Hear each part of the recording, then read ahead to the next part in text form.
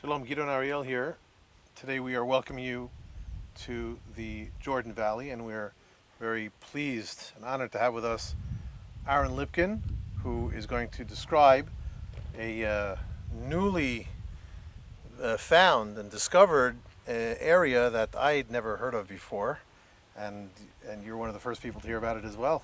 Go ahead, Aaron. Shalom. Shalom, shalom. Welcome to the Jordan Valley. This is definitely an interesting discovery. However, it's not new because it was found in the 1980s. The problem is that you have a lot of people with power that are trying to block information that doesn't go along with their way of life or the way they see history. In other words, everything is politics. Exactly, and we have people that say, don't confuse me with the facts, everywhere. Unfortunately, in the past 30 to 40 years, you have a school of thought in the academic world that is trying to squelch any discovery that justifies the Bible, that proves the veracity of the stories of the Bible, and for a variety of reasons. However, the problem is that when the facts suddenly spring out and you notice them and people start to talk about them and to write about them, there comes a point where you can't ignore them. And that's exactly what happened after 1967, when Israel liberated Judea and Samaria. The biblical heartland suddenly opened up for archaeological discovery. And you had groups of archaeologists that came in and started surveying systematically the area of Judea, Samaria, and the Jordan Valley. And what they found is amazing. What they found is enough proof to show that the Israelites existed, that Moses, that Joshua, that Samuel, everybody that's spoken about in the Bible existed and operated, and not as a small Bedouin clan, but as a people, as a kingdom. And one of these places that Professor Adam Zertal's crew found is right here, this place that we're in right now. And so Professor Adam Zertal, his crew, they're surveying and they're finding hundreds of sites that show Israelite existence, Israelite residence in this area that we're in right now. And where are we exactly in the Jordan Valley? We are on the opposite side of the mountains of Moab. We can see in front of us the Yabok River, which is a very important riverbed in the side of Jordan. Let's just talk about Jacob crossing the Jordan River into the land of Israel with his wives and children, wrestling with the angel. So we can literally see Jacob over there on the other side, crossing into this area.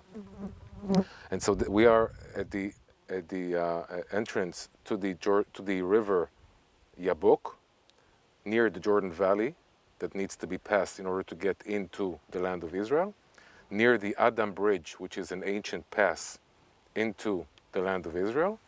And here on our side, the side of the land of Israel, we are at the opening of the Tirza riverbed that leads to Nablus, to the city of Shechem, the biblical city of Shechem. So this is a very important ancient junction, ancient crossroad.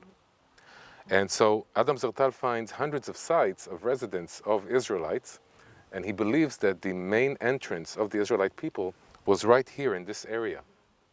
But what he also finds in his 30-year survey are 6 mysterious footprint structures that were built by the Israelites and do not serve for residence, for habitat. It's a place that Professor Zertal believed was used for worship.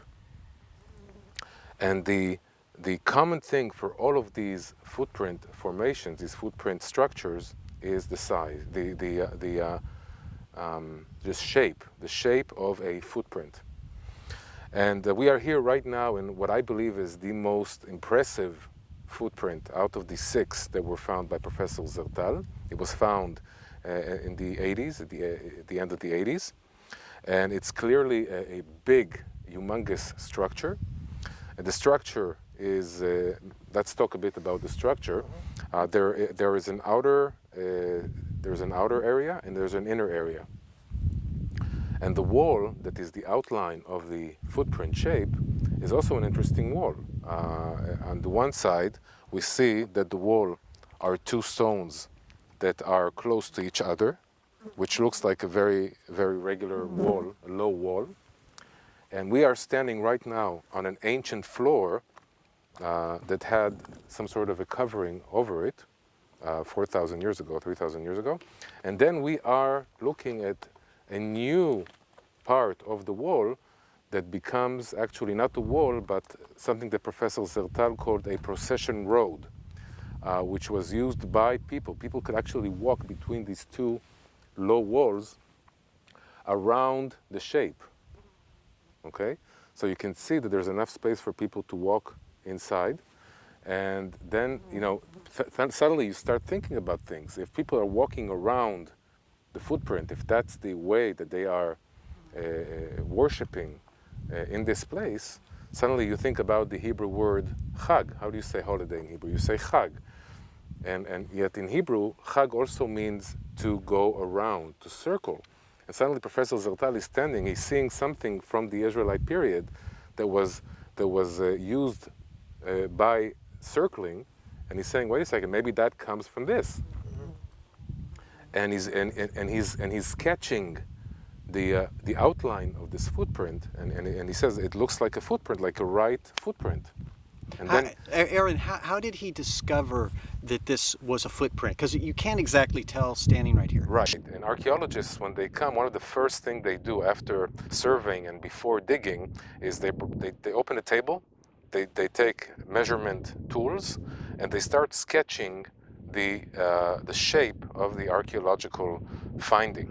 And Adam Zertal is looking at this and he's saying, this looks like a footprint. And then he says to himself, wait a second, if this was a worshiping site, if people maybe came here on pilgrimage to worship God, the God of the Israelites who built this, when did they come here? And how do you say a feast in Hebrew? How do you say a holiday, a main holiday? Chag? You say a chag, but you also say a regel.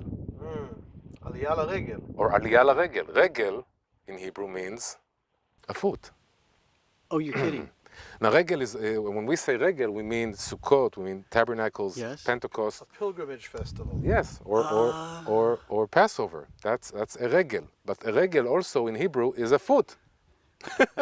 So Adam Zertal is standing here and saying, wait a second, an aliyah la regel means pilgrimage.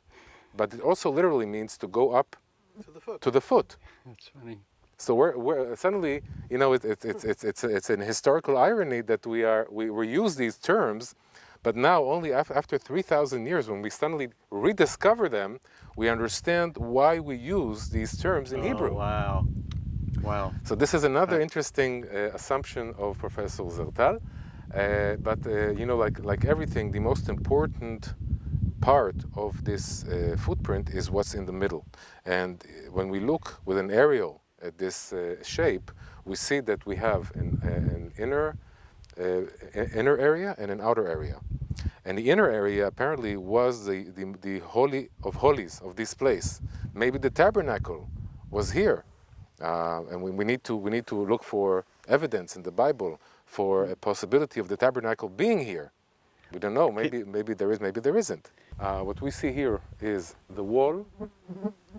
It looks like a square from here, but you will see from the aerial that it's not a clear shape, but it has 4 walls. And another interesting thing is a monument that is to the east of this wall over there that might be the remains of the altar that was used here in front of. Oh, you're talking about that rock formation? Yes, it's not a rock reason- formation. It's a circular monument that was built out I of see. natural stones, which also strengthened the idea that that might be an altar. But we need to think, maybe to imagine that the tabernacle could have stood inside this rectangular shape. How could the tabernacle possibly have ever come here, Aaron? Well, I believe, first of all, we need to look for evidence in the Bible. And I have a whole teaching about the discovery of the footprints that follows not just evidence of possibility of these footprint structures being a worship site by the Israelites, but also it goes through verses in the Bible that use the word footprint. And it talks about the different meanings of footprints in verses in the Bible. And suddenly when you stand at a footprint, you understand why it's being used in the Bible. But Professor Zertal's assumption was that these 6 footprint formations that were found around Joshua's altar, in Yafit, Masu'ah, Rimonim, the Tirzah Valley, and here at Argaman, is that when we read in the Bible about Gilgal, we actually read about the footprint formation. Now, I always thought that Gilgal was a certain place. Yes. It was a geographical location near Jericho where the Israelites did the circumcision ceremony. But when you read the Bible carefully, you see that there are at least 2 distinct Gilgals, that are in 2 different places. One in the book of Genesis, and one in the book of Exodus. I believe it's Exodus or Deuteronomy. It's when Moses tells Joshua to do the ceremony at Mount Ebal and Mount Gerizim, he speaks about Gilgal Eloneh Moreh, which is a different area than Jericho. Eloneh Moreh is the area of Nablus. And so Gilgal is used in different places. Another example, the border between Judah and Benjamin. There's a certain point of reference for the border that is called Gilgal. And so, and what do you do at Gilgal? You do a circumcision ceremony. You crowned King Saul. You offer offerings with Samuel and King Saul. So obviously, clearly, Gilgal is a place of worship. Gilgal is a place that is not a geographical location, but a function. And so Adam Zertal believed that this is a Gilgal where we're standing right now. But now that we know that the tabernacle might have stood here, we need to look for some sort of proof in the Bible that talks about the tabernacle being here in this area. And we actually found such a place. In the book of Psalms, it talks about the tabernacle moving from Shiloh. God is telling the Israelites that he will ruin Jerusalem just like he ruined Shiloh. And he says, you remember the tabernacle in Shiloh that was moved to Adam. And Adam, the city of Adam, is right here. It's right on the other side of the Jordan River, close to us. It's about a 10 to 15 minute drive from here through the Adam Bridge. Today, this place is called Damya in Jordan. Damya preserves the name Adam. And so we have Adam. We have a footprint formation from the time of the Israelites close by. So we can assume that that verse speaks about this specific place. להיות גם חופשי